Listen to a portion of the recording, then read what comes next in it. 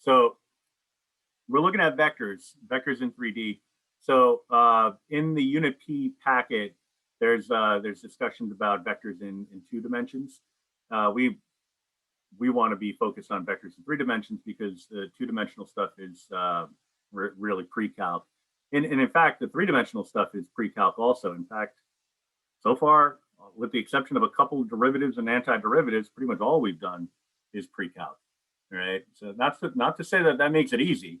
You know, it's like you should know this. Now, some of it's pretty tricky, but it is stuff that's based in things that you already know.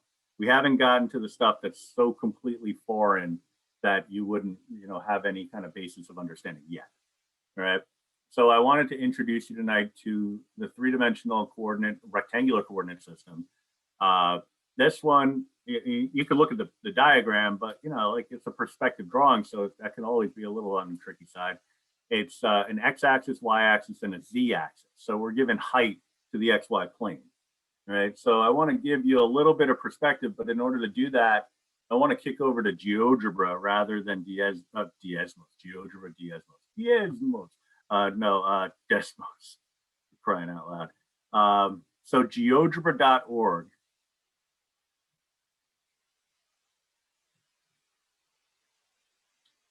Good website, little clunky, right? It's a well-intended website. Let's just put it that way, right? A lot of good stuff that I'm sure they all wish worked very, very well. Some of the aspects of Geogebra are a little bit not as user-friendly as we would like, right? But we learn to live with it because it's, from what I can tell, from what I can see, the best free, emphasis on the free, 3-dimensional graphing software. All right. So don't bother with the app. I mean, you can get the app if you want, but don't become overly reliant on it, because the 3D quote unquote app is just the website. All right. So if you get the 3D app, all it's going to do is redirect you to a Safari webpage. All right. Assuming you're using iOS. So don't even bother with the app. All right. You can create an account, sign in, all that jazz. For this, I'm just doing a demonstration, so I don't need to sign in. Right. Go to the waffle. On the waffle, tap on 3D calculator. But you can see, well, maybe you can't.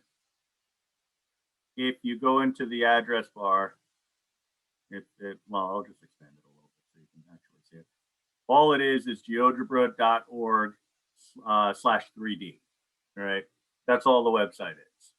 Right. So just tap, or type, depending on what device you're using. Geogebra.org /3D, it'll take you right there. All right. So that's just something to keep in mind.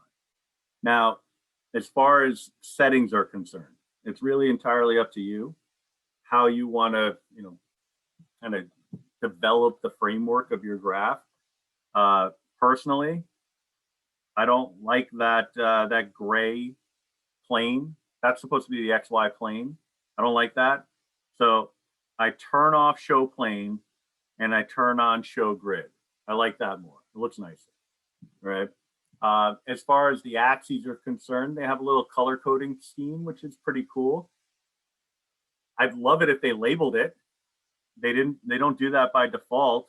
So we go in, we hit on the little gear, the settings icon, tap on settings, and you'll see you have the option to do a lot of things. But if you tap on x-axis, you can go to label and label it X, y-axis, label it Y, z-axis, label it Z. It's not overly important right now for what we're going to do in order to understand all this stuff, but it's nice to have. All right. Then you could X that out and you can see, or at least the Z anyway. But if you scroll around a little bit, you see the X and the Y. All right. The reason I'm bringing this up is because what I want to show you is that the XY plane is really just your ordinary XY axis. All right. So if I draw a little XY axis,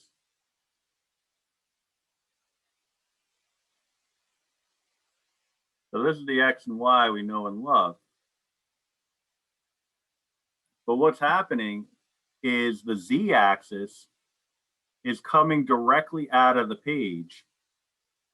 All right, so the z-axis is living out here, but it's pointing directly out of the page. So you got to kind of imagine the head of an arrow pointing directly at you, but it's so thin that it's indistinguishable from the axes themselves. So what does that look like in the context of GeoGebra? Well, if I move some things around, I would want X and Y, right? There's my X and Y plane. Now, if I bring this down here, that's X and Y as we've become familiar with. All right, negative X is on the left, positive X is on the right, negative Y is down, positive Y is up. All right, the positive Z's are coming out of the page directly at you, whereas the negative ones go into the page away from you. All right, so it's a matter of perspective. But the issue is, if you try to graph like this, you find yourself kind of reliving the trials and tribulations of Calc 2 when you did your volumes of revolution.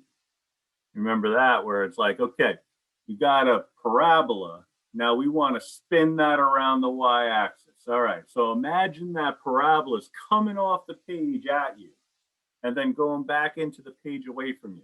Some of us could see it, some of us couldn't. All right, and then it's like, what shape does that make? And somebody's like, oh, like a bowl, sort of. And other people are like, I don't know, what the hell? How do you get that? You know, so it's a spatial reasoning sort of thing. All right.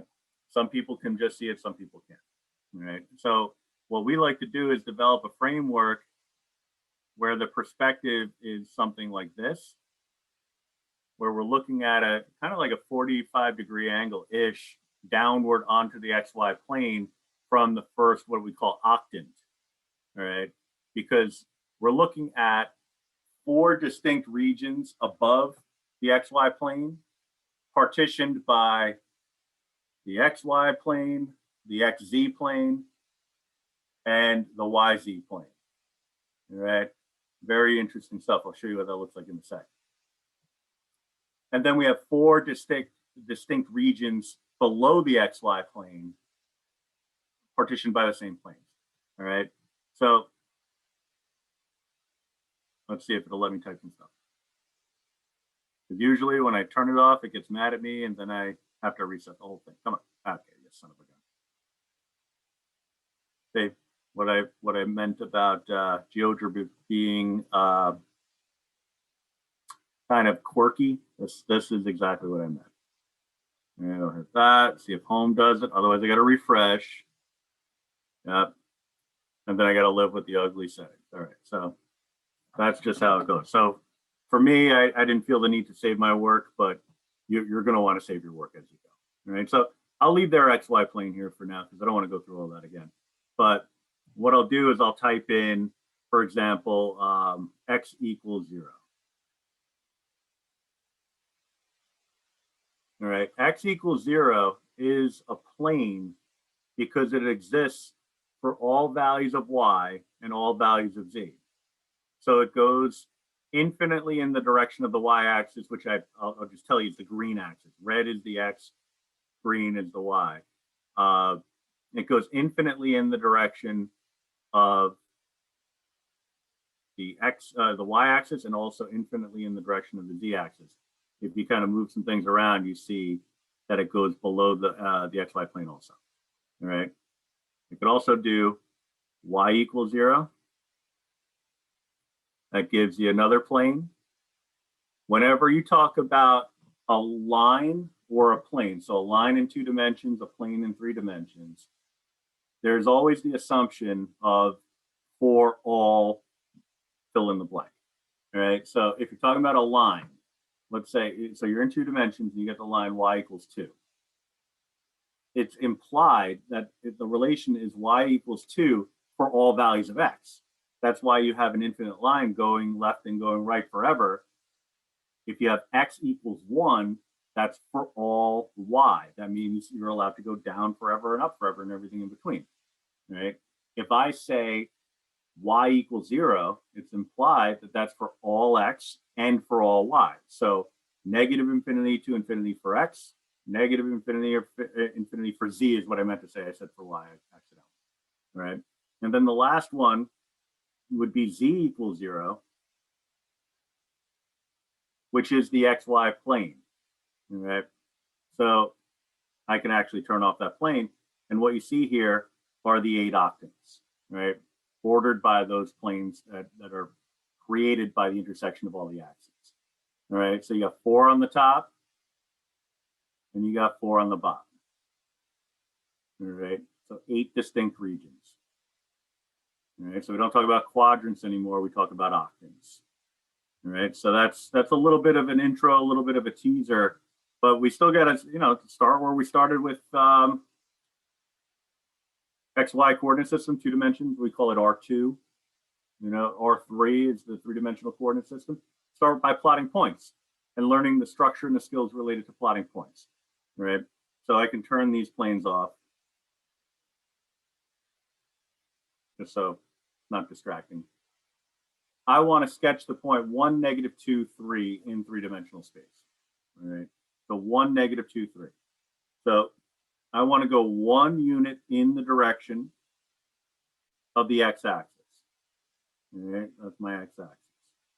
-2, so that's 2 steps in the direction of the negative y-axis, or in the direction of negative y. And then 3, yep, it is 3. So 3 steps up. That's the trickier part. We'll get to that in a second. All right, so again, it's x, y, z. All right. Now, when you have the grid view on your XY plane, it's a little easier to see how you're going to get there. We're taking 1 step in the direction of x and then following that with 2 steps in the direction of negative y. So that's 1. Oh, that looks terrible. I'll bring it in now. 1 this way and 2. Oh boy, look at that terrible drawing. Just can't do it. Just can't hold my hand steady anymore.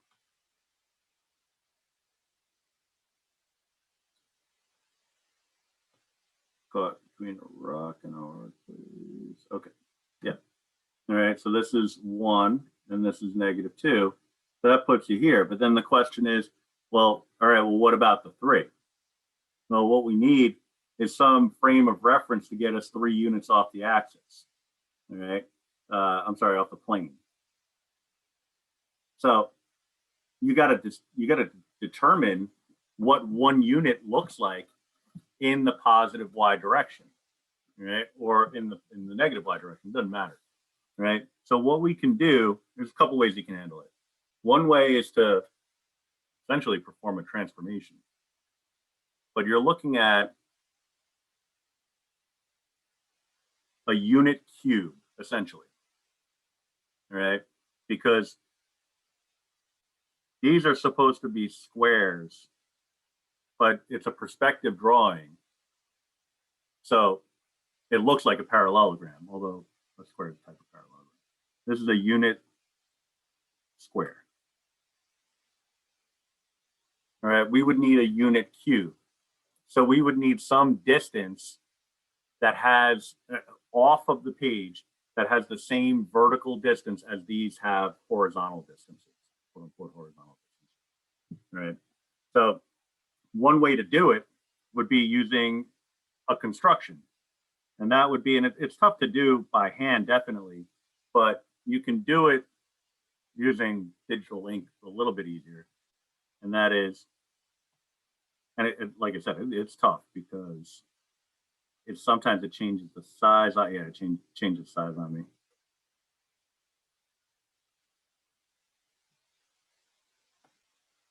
That's essentially it, roughly, right?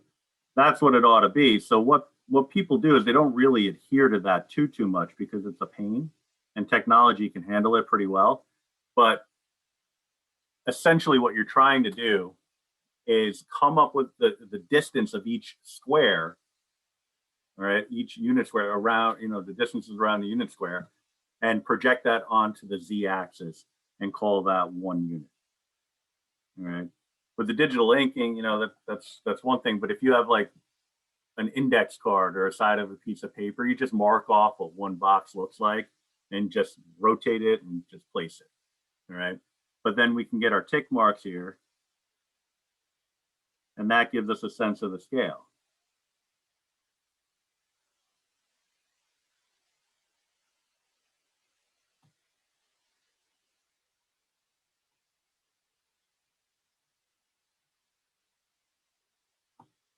All right.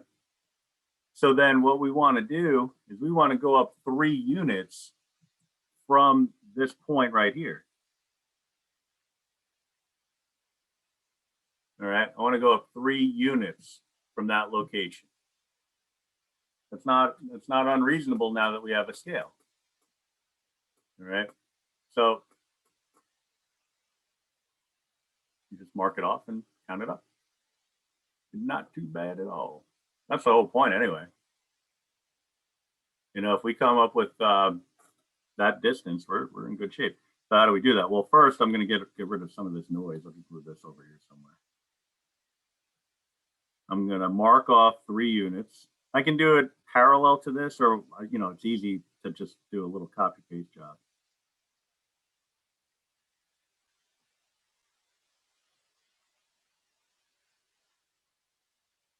And what I'm going to do is change the color, make it pop. All right. I don't really need these little landings anymore. Right at the top here, going to be a big point, and that point is going to be 1, -2, 3. All right. And just so it makes it look a little bit more reasonable, what a lot of people like to do is make this a dashed distance. So it doesn't look like it's part of some sort of official graph. So we got that point just kind of floating out there in space. All right. Now, you saw what went into making a plot of just a single point in space. You already know it's going to be kind of a bear to plot an entire graph in space. That's why we have things like Geogebra, because I can just type in, assuming it's going to let me. Again, it can be a little finicky. 1, -2, 3. All right. Now, looking at that, you're like, okay, that doesn't look anything like what we just came up with. Agreed. But then if you rotate it appropriately, I want to have, well, let me get my my grid on so it looks a little nicer. We want it organized something like this. It actually doesn't look half bad,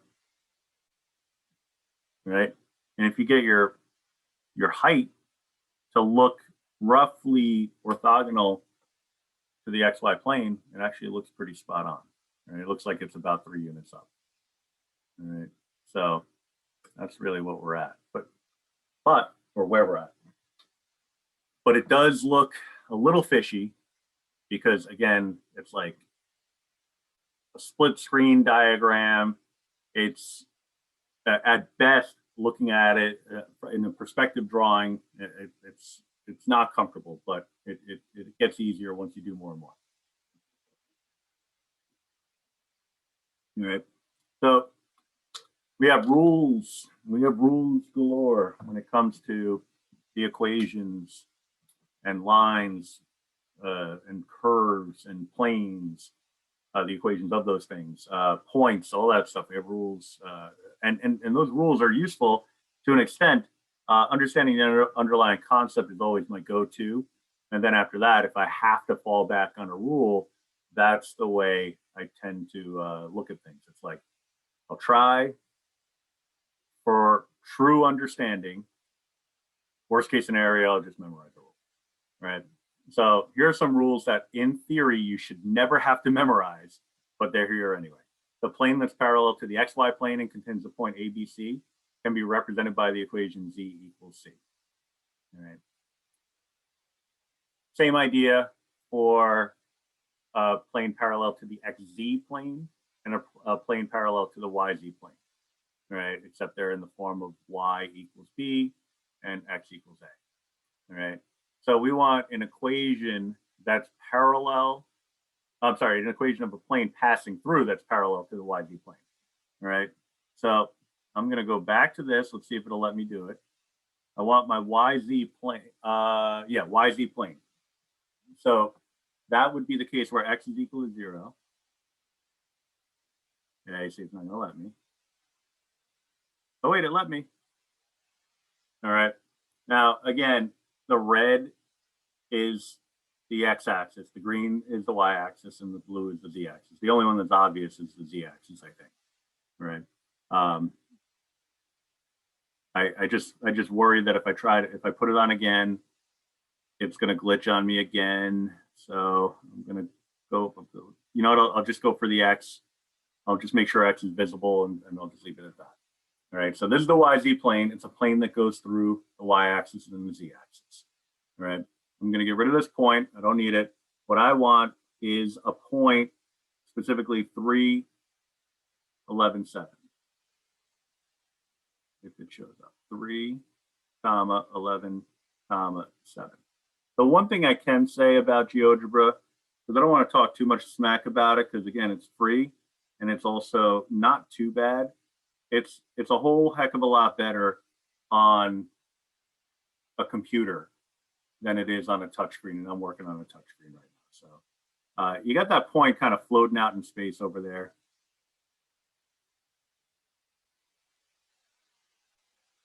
I want to get a good view. Let me hit the home button and see what it does. And then I'll just zoom out because I need to get up as high as 11. All right. So we're looking at that. I need a line that's going to be, oh, sorry, a line. Well, kind of a line when you look at it like that, but that's not what I'm going for here. I need a plane that's parallel to the plane that I have highlighted there, but also going through that point. All right. So if you look at what we have here, the plane that is passing through the y-axis and the z-axis is the plane x equals 0. So it's in the form of x equals some number, right? So it makes sense logically that this one, if it's going to be parallel, should also be in the form of x equals something, just like two vertical lines are parallel to one another and they both have the form of x equals something. Two horizontal lines in two-dimensional space are parallel to one another and they both have the form of y equals something, right? So x equals something, well, what must x be equal to? There's only one possibility here. It must be x equals 3. All right, so you can test it out if GeoGebra lets you, and it's not going to for some reason. Yeah, okay. So you can test it out on the computer at some point later on down the line and verify that it works. It's just my touch screen is not cooperating. All right, so then find the equation of the plane passing through these 3 points. This one's a lot easier. We have more points to work off of, so it's a lot easier to come up with the plane that's going to pass through all of them if it's a plane that's parallel to one of the 3 axes, the 3 main axes, the XY plane, the XZ plane, and the YZ plane. All right. What we do, forgetting about the rules, is we look at the points that we have and look for a commonality. All right. And here I see one that's pretty obvious. There's a commonality in each case. The y value is equal to 2. All right. If there is going to be a plane that passes through all 3 of these points, these points have to be what's called coplanar. All right, collinear, coplanar.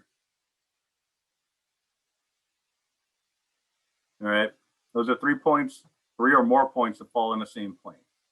All right. If the points are going to be coplanar, then you will be able to define a plane that passes through them. Now, if they have a common coordinate, so an x coordinate, a y coordinate, or a z coordinate, then it must be parallel to either the xz, the xz, the xy, or the yz plane. All right, one of the 3 main planes. All right, and so therefore, since y is equal to -2 in each case, then y would be equal to -2 as the equation of the plane. All right. We could also find distance in 3-dimensional space. All right. Now you look at the distance formula here. It's not a far cry from the distance formula in 2-dimensional space. And this is an important realization. Incredibly important. Because what this tells us is if this structure works the same way in 3-dimensional space as the corresponding formula works in 2-dimensional space, then there must be a 4-dimensional analog to find distance, a 5-dimensional analog, and so on. So we can find the distance between any 2 points, no matter what the space is, 3-dimensional, 10-dimensional. All right. So that's an important realization. But we're starting off simple, finding the distance between these 2 points. Right. I have this diagram here because as you've seen, I'm terrible at drawing. So what I did was I just copied this off of somewhere and I threw in the C and the D there. And so what I wanted to do before anything was kind of sort of derive the formula for you, right? Just kind of show you where it came from, because you've probably gotten this idea already. I'm not big on just saying here's the formula, know it, learn it, love it, without really getting into why the formula works the way it does. Right? So what we're looking at here, well, I guess I'm drawing that by hand, or freehand, I should say.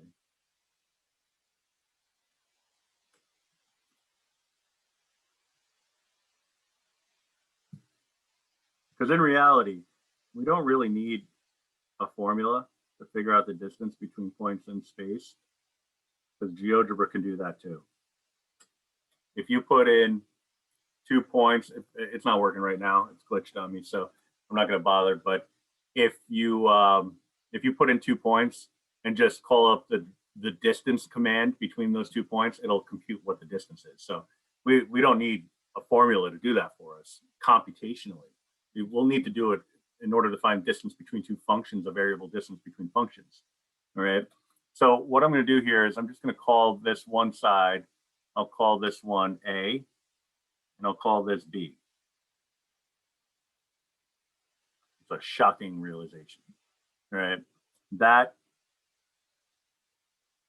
triangle, that perspective drawing of a triangle, is a right triangle.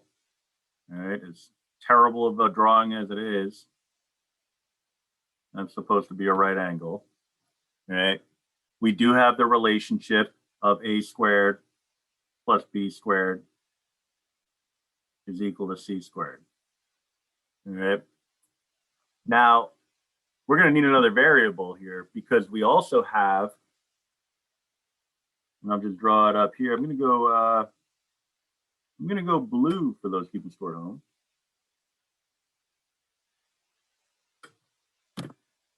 Which is actually the word of the day, blue.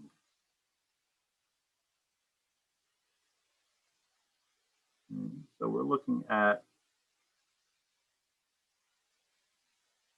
another right triangle between the point on the y-axis and this point floating in space. All right. One side of that triangle is actually the hypotenuse of the right triangle that's in the xy plane. All right. So this C is doing double duty.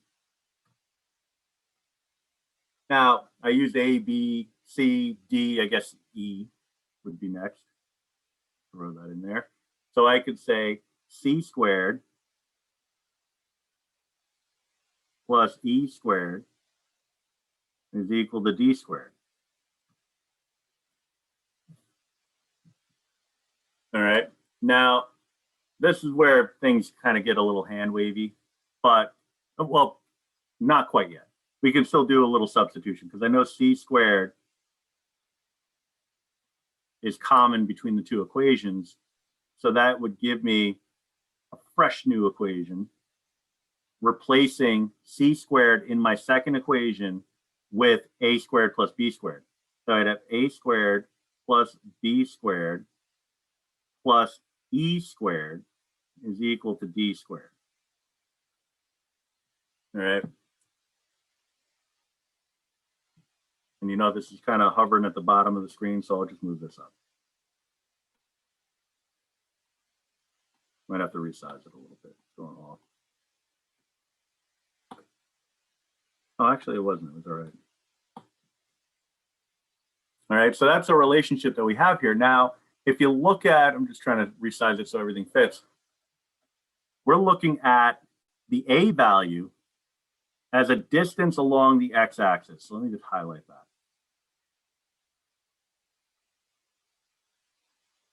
All right, that's a distance along the x-axis. The y value is, I'm sorry, the b value is the distance along the y-axis, and the e value, even though it's not directly on the z-axis, it is still a distance along the z-axis, right? So what we could actually do is think of the a value as the change in x. We can think of the b value as the change in y, and the e value, kind of wanted to say c, as the change in z. In which case, we would have delta x squared plus delta y squared plus delta z squared is equal to d squared.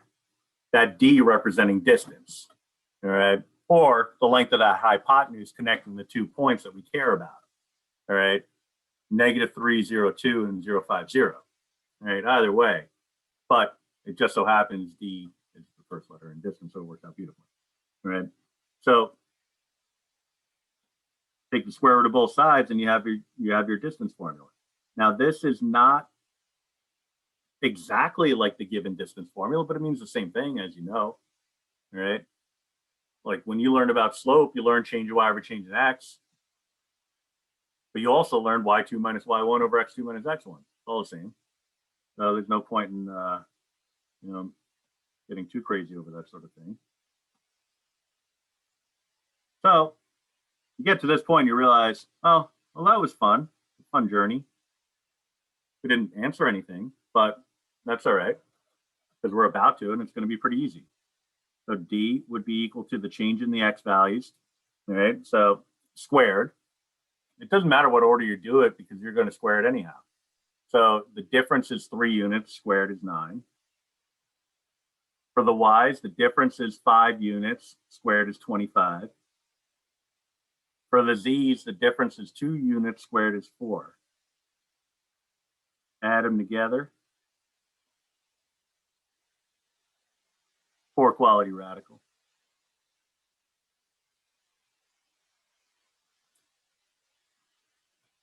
And we're looking at the square root of 38. 13 plus 25, 38. Square root of 38. All right. So let me see if I can get Geogebra to work so I can just show you really quickly what that looks like in Geogebra. I'm not going to go too crazy with the graph part of it, but what I will do is put in the coordinates.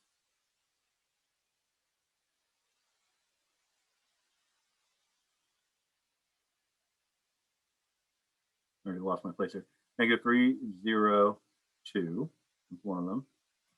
And then the other one, 0, 5, 0.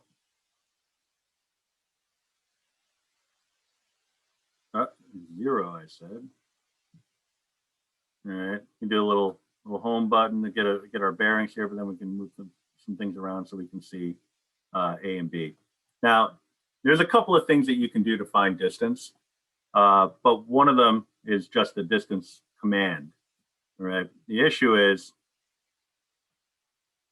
it's just like everything else I'm trying to do on a touchscreen Geogebra.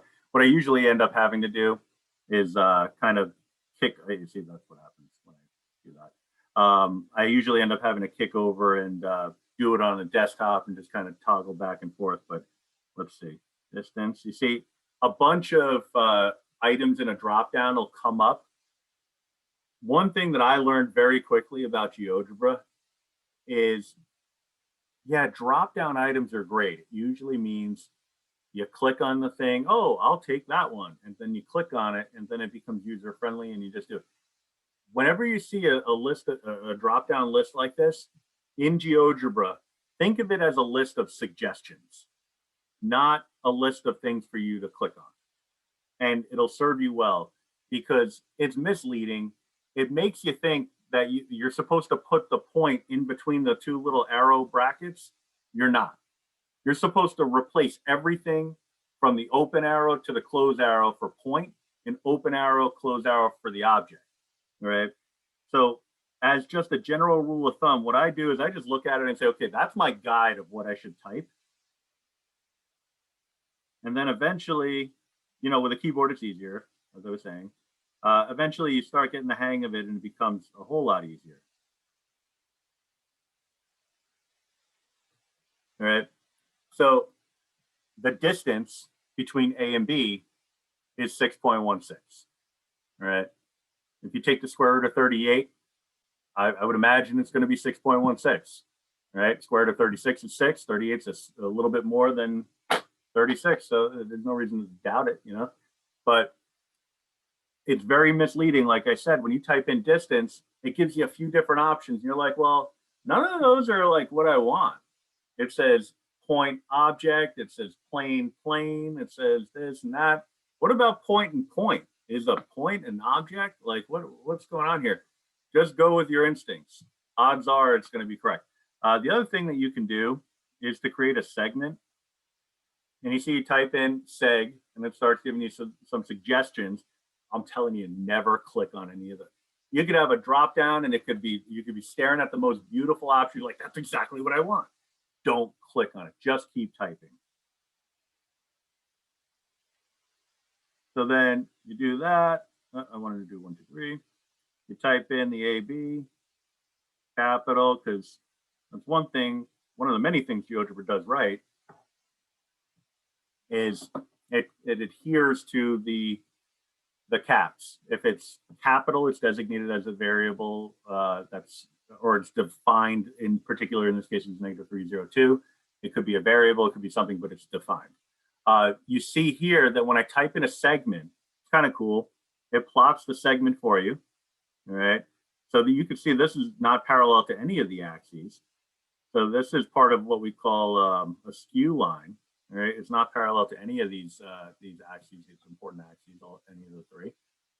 But whenever it plots a segment, it automatically reports the distance anyway. So if you want to make sure visually that it's finding the distance between the correct objects, I would use the segment function because that way it'll give you the visual. You know you're connecting the correct two dots, and then also it'll give you the distance on top. All right. So let me go back to the notes.